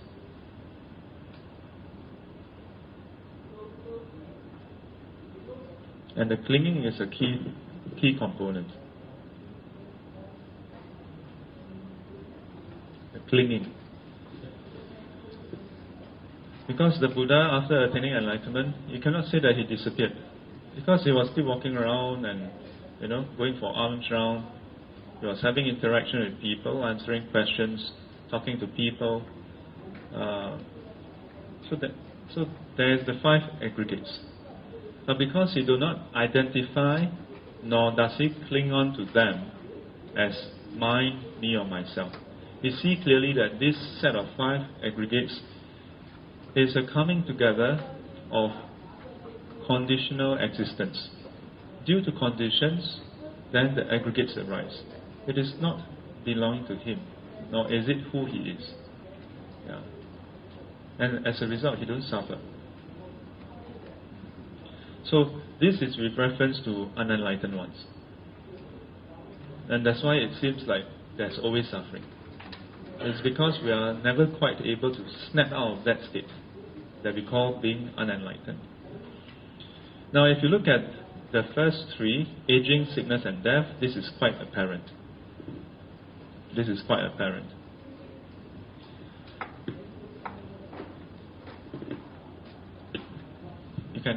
If you have any friends from another religion and they ask you, what is being taught in Buddhism? You can basically ask them this simple question. Do you want to grow old, fall sick and die? Now there will be those who tell you, what's wrong with growing old? You have a lot of wisdom and experience and so on. Yeah, that's the nice part. Yeah. But if you ask them, if you can get to have all the wisdom and experience without the pains and the aches and dulling of the faculties, yeah, start to lose control of your senses, yeah, or your movement, and still maintain all the knowledge and the wisdom and experiences, would you want that? So of course, anybody would want that. Unfortunately, aging is not something you can pick and choose, you know. It comes as a whole package. Yeah. So that the usual kind of aging that we experience is not what we want. We want part of that aging, the experience part. Nice. Yeah. You become wiser. But unfortunately it comes with the physical deterioration as well. That we don't want. Sickness. We are not talking about MC here. Yeah. I learned from some students that the 14 days MC is actually part of our entitlement. So some of them told me that they have friends or individuals whose colleagues actually 20 days annual leave, then plus 60 days hospitalization, plus 14 days MC. Wow, altogether how many? Quite amazing, you know. That was when I was like, really? 3 months out of the whole year. Wow. Now you're wondering, why work so hard, right? Yeah, but please don't go that way. Jokes aside, sickness is not something anyone wants. Yeah, it is an impairment of our faculties without us growing old, and it's a very direct thing. Today you're okay, tomorrow boom. Aging, it comes slowly, but sickness, the moment you are sick, you are sick. Yeah, and it often comes with a lot of discomfort. Yeah, involuntary pain. That's what I call sickness. Yeah, involuntary pain and discomfort. Nobody wants that. Death. For most people, we don't want that. Yeah, even for those who commit suicide, nothing not trivializing anybody's situation. But when a person commits suicide, some Buddhists, kind Buddhists, try to counsel them and tell them, hey, it's against the precepts, cannot commit suicide. When I heard this, I'm like, do you think one day they woke up and think, I think it's okay for the precepts to commit suicide, so let me go and commit suicide? It's not because of that. The reason why people commit suicide or think of committing suicide is not because it has nothing to do with the precept. No, nothing. Really, nothing. You can rest assured. Nobody ever wake up one day and think, yeah, according to the precept, killing is about killing others. Killing myself is okay, so let me go and die. No, it's never because of that. It is more often than not. The circumstances may be different, but it is that present way of living is so unbearable. And at the same time, they cannot find a separate way of living, a different way of living that is more pleasant. Somehow within their framework, within what they can access, they don't seem to find another way of living. So it is not that they don't want to live, it's that they cannot find another way of living that is pleasant enough. If they can find, they will not commit suicide. Yeah, I saw this article about China. There was this man who was threatening to jump off, I think, the second story of a shopping mall or something. One girl came forward to him and then held his hand and gave him a kiss. Okay, I'm not committing suicide anymore. Sometimes you just need a shock to your system, and it makes you realize that, hey, why am I committing suicide? Yeah. But of course, not everybody commits suicide simply because they don't get a kiss from a girl. Yeah, so again, it depends, but they all boil down to that they cannot find a way of living that is pleasant enough. So everybody wants to live, in a way. That's why we get reborn again and again. Yeah?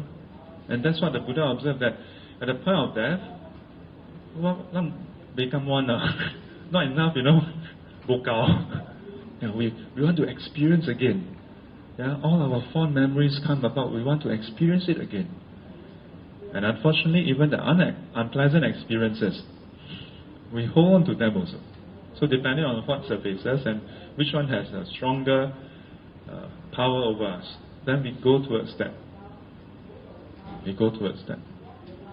But as a whole, death is not something that we want, but we experience it. And when we experience it, we suffer. Even before we die, we suffer because of it, out of fear of death. From any of this comes separation from loved ones. Yeah? Any kinds of separation from pleasantness, from things that delight us, from people that give us joy, we suffer. Likewise, to be in contact with hateful people, hateful situation, unpleasantness, we suffer. Not getting what you desire, you want, we suffer. This is something that you don't need a belief in. I shared this in Interfaith Circle. I asked them these questions. They all said yes. And I asked them, in which case, this is something that is the fact of our life, isn't it? And they all agreed. The truth of our human experience. And they all said yes. And then I turned to the next slide and overlay with the first noble truth of suffering. And I told them, and that is why the Buddha's teaching is called the truth. And they're like, huh? Then they realized that they had agreed to that the Buddha's teaching is the truth. And that's the funny thing. Because most people who are non-Buddhists, and I would say even Buddhists, don't realize this thing. A person can go to a temple, pray for his whole life or her whole life, yeah, very piously, every 1st and the 15th, but have no idea what the Buddha really taught. No idea. And don't realize why it's called the truth. It is a truth because it's irrefutable. It doesn't require you to have any belief in it. And that's why, of all the things he has shared, he specifically declared this part to be the truth, the Four Noble Truth. Not that the other part are fake or unreal, but it's that the other part you cannot directly verify immediately. This part nobody can refute. Yeah. So, do you ever have any conversation with your friend from other religion? Just ask them these simple questions. Then conclude with, yeah, you have just agreed that the Buddha's teaching is the truth. The number 8 and number 1 is more interesting because number 8 is about clinging. Yeah. In a way, it's still simple. That if a person is reasonable and observe his own experience, you'll agree that any time when you have attachment and clinging, then it leads to suffering. But what is difficult is number 1, birth. Why is birth considered to be suffering? In some of the texts, you'll find the description of the birth canal being cramped in the stomach, how that is suffering. But if you look at the Pali Canon, the Buddha don't go into that description. He simply states very simply that because without birth, the rest cannot happen. Without birth, the rest cannot happen. It is because there is birth, then aging, sickness and death, the whole tribulation of life occurs. Yeah. Remember that this is part of the sequence that he observed as part of the 12 links. If A gave rise to B, and B is suffering, then how can A be far from suffering? Apple seed give rise to apple. You cannot have orange seed give rise to apple. Apple tree. Agree? So, when you see apple tree, then you can infer that there must have been an apple seed before that. And it must be of the same family. Likewise, that which gives rise to suffering cannot be far away from this family of suffering. And hence he lists it out as one of the 8 suffering. That birth is suffering. No? Birth is suffering. Can you understand this? Can you see this link? Yeah. So this is the standard formula that you will see in many texts, the 8 types of suffering. But go and check out how the rest describe the first of the 8 suffering. Oftentimes they will describe the birth and all those things. Yeah, but in the sutra, the Buddha goes directly into the relationship between how birth gives rise to all forms of suffering. Yeah. Or rather, birth itself is a primary condition. Without birth, then there's no aging, sickness and death. Yeah. It is through his own observation. He observed his own life, he observed his multiple lives, he observed other people's life, he observed others' multiple lives, and he don't see anyone. Once they are born, he don't see anyone escaping aging, sickness and death. Yeah. Eventually it comes about. For heavenly beings, it is said that they don't experience sickness. They don't experience aging also, but they experience death. Yeah. But eventually, once they die, they get reborn. They get reborn. So, this is the 8 kinds of suffering. And what is the cause? The cause, the second overtruth.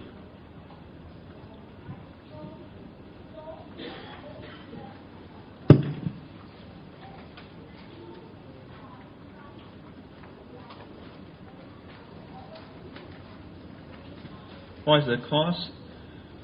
Birth gave rise to all this. What gave rise to birth? Becoming. What gave rise to becoming? Clinging. What gave rise to clinging? Craving. Craving and clinging is the active ingredient for our process.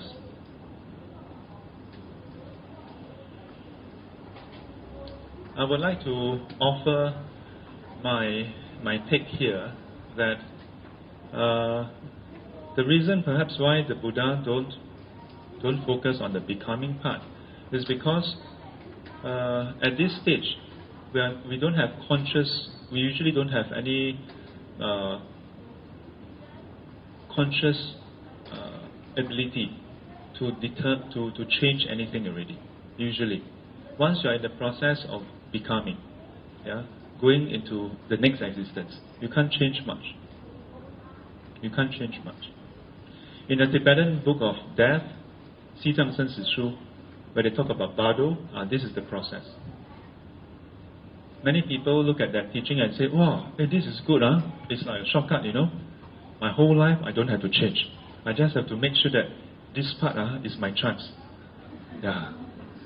My whole life, I can do anything I want, but this part, as long as I can follow the white light, don't follow blue color one. Red color, lagi worse. Just follow white color. Seems like a good deal, isn't it? You come to Kwang San, no. Do your regular practice. In fact, many other Tibetan traditions, they also focus a lot on the daily practice. You go to Theravadan centers, likewise, regular practice. Suddenly, hey, got Bardo practice, good ma. But I tell people, I don't want to dismiss it also, but from my exposure to it, this is what I will tell you. The Bardo practice is a very skillful way for the masters to get people to start that practice. Because when you really learn the Bardo practice, then you realize that there are 7 weeks, and each week you see different signs. Some of it is the light. To be able to steer your consciousness in the right direction, you think it's easy? Not easy. So I ask people this: if you really want to practice Bardo, good. But first you must be able to do the Bardo practice now, which is steer your mind in the way you want. So many years back, I asked someone who is a smoker, and I said, today, in your day-to-day life, when you feel an urge to smoke, are you able to say, I don't want to smoke? If you cannot, then you cannot do Bado yet. Because now, while you're alive and conscious and without pain and suffering, you're not even able to overcome your habitual tendency. What makes you think that under the stress of impending death, yeah, and when the mind becomes murky, that you can still make the right decision, that you will not succumb to your habitual tendency? The possibility is zero. If not, tending towards zero. Possibility Pn, tend towards zero. And so, to me, the Bado practice is a very powerful practice, very skillful way that the Tibetan masters came up to encourage people to be aware that this process of getting enlightened requires your immediate practice now. To train your mind so that it's so supple, so malleable, that even when you are in that murky state, you are able to be mindful and alert. If you can do that, then you can do Bado. But in order to do Bado, it means that you must do Bado now. Understand? Yeah? So it's not some free ticket, Oh, my present life, wow, I can just take it easy. Then, upon death, I just look for the white light. Cannot. If you are a smoker, at a point in time, you see white light, then you see cigarette there. White light, cigarette. White light, cigarette. Yeah? Yeah. Yeah? Or maybe it's Longshong back. Yeah? Yeah. You chant, or maybe you don't say Bado, you say Amitabha. Amitofo, Amitofo, Longshong back, Amitofo, Longshong back. Yeah? At the point of death, Amitofo arrived, Longshong back. Amitofo, Longshong back. Then you start to see Amitofo with Longshong back. Then die. Next thing you know, you're not in Pure Land, you're in Longshong hell. Yeah. The same goes for Pure Land practice, It's the same. Actually, a lot of masters they at different times, in different contexts, they come up with similar solution. Because we always want to have an easy way out. So even for Pure Land practice, what is the promise? The Buddha's promise is, as long as you can chant the Buddha's name repeatedly, up to 7 days, and then at the point of death, have clarity of mind and no perverse view, no distortion in your view. Yeah? 意不散乱，心不颠倒. Then, 其人临命终时，佛菩萨来接引. The Buddha and the Bodhisattvas will come and receive you. And most people just get fixated on, I just chant and then that's it. Yeah? But in the same way, if you, while you're alive and kicking, you see Longshong back, you forget about Amitofo. Or you see the new iPhone, you forget about it. You see golf, you forget about it. You see promotion, you forget about Amitofo. Then you know it yourself. Yeah. That's why anything happens, you say Amitofo. So all the different schools, at a certain point, you see that the technique may vary, but the aim is always to help us to have right view, yeah, and clarity of the mind. Yeah. And that can only be done now, not in future, not at the point of death, not at Bado stage. And the practice starting now will help us to overcome this craving and clinging. It doesn't mean we just pop into oblivion and disappear, It just means that the endless cycle, and this is one last thing I want to highlight today before we end. In the classical teaching, then many people conclude that, we end ignorance, we end suffering, then we disappear. And some people find that very attractive. In fact, for me last time, I found it very attractive that, this is it, So when I get exposed to Mahayana teachings and I'm told that, no, that's not the end, I'm like, I really almost burst into tears, And I told that person, if now then you kind of tell me that actually all this is for naught and there's this endless cycle of practice, I tell you I'll just go back home now then. But today I have a slightly different opinion. This is a cycle that the Buddha described, driven by ignorance, fueled by this greed, hatred and delusion, which is our usual mode, standard operandi modus. We are used to this. When we practice, we don't just go into oblivion. Yeah? But instead, this cycle of birth and death, of suffering, yes, it stops. But do we then just cease to exist? Yes and no. Our state of existence that is filled with suffering ceases to exist. Yeah? The one that is driven by defilements and ignorance ceases to exist. But a different form arises. The one that is driven by love, compassion and wisdom.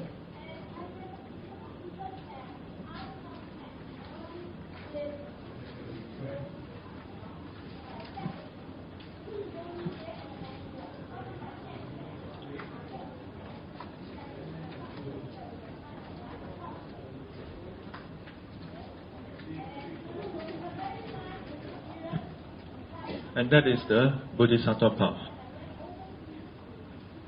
The Bodhisattva path. The Bodhisattva continually arise in this world, driven by love and compassion, guided by wisdom, rooted in wisdom. For us, we arise in this world, but we are arising driven by our desires, driven by greed, hatred, by craving, by ignorance, by delusion. So do not be fearful. Do not think, oh, what will become of me? Yeah. But of course, at a certain stage, we may have this question, will I just disappear? Once you become enlightened, this question will be irrelevant. Yeah. It will be irrelevant.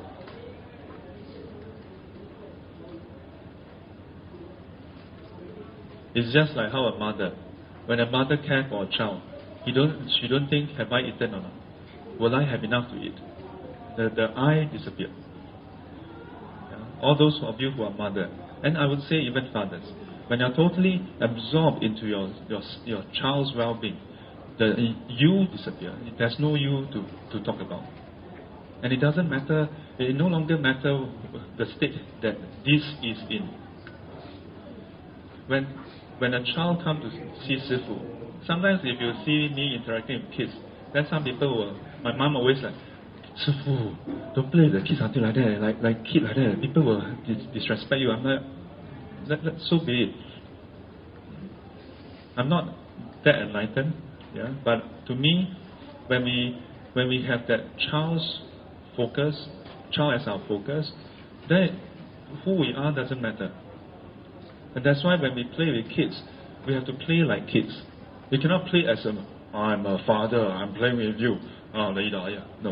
You have to play like a kid. And to me, this is how the Bodhisattvas will continue to go around in this world, taking on different forms, different shapes, different sizes, playing different roles, as and when is required. Whatever is required of them to liberate, to guide, to teach. And that is the Bodhisattva path. Thank you, and I will see you all back next week and continue on the Four Noble Truths. 愿消三障诸烦恼，愿得智慧真明了，普愿罪障悉消除，世世常行菩萨道。阿弥陀佛，起立。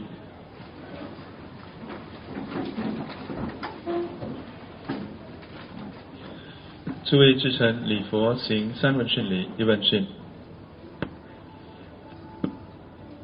再问讯，三问讯。